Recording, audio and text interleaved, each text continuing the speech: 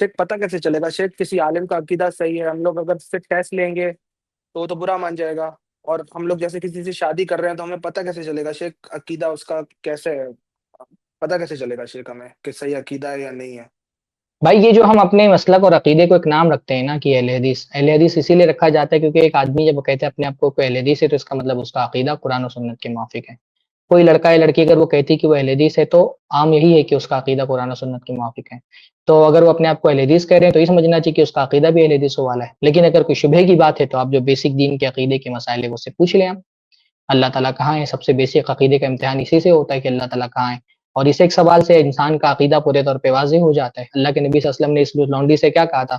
جب صحابی نے کہا کہ میں اس کو آزاد کرنا چاہتا ہوں تو اللہ کے نبی نے فرمایا اس کو میرے پاس لاؤ. اور اللہ کے نبی نے سب سے پہلے یہ سوال کیا عین اللہ، اللہ کہاں ہے.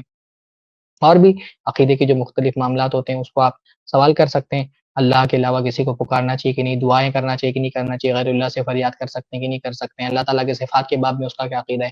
بیسک سوالات بھی آپ کر سکتے ہیں تو اس سے بھی آپ کو عقیدے کا اس کا علم ہو جائے گا.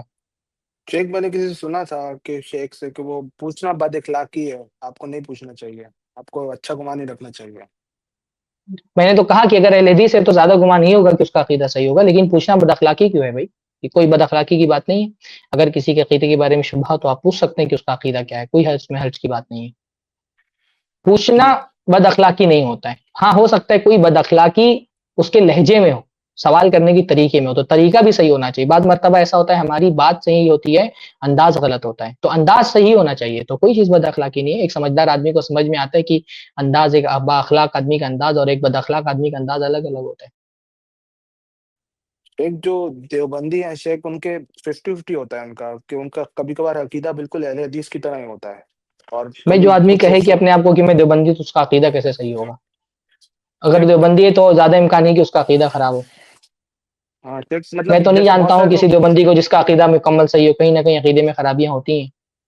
ہاں جیسے مفتی طارق مسعود صاحب بھی ہیں، وہ بھی اللہ کو عرش پہ ہی مانتے ہیں، اور ایسے بہت سارے جو میرے علاقے کے ہاں لوگ ہیں لیکن وہ. عرش پر مانتے ہیں، لیکن ان کے یہاں پہ بھی عقیدے میں بہت ساری خرابیاں ہیں.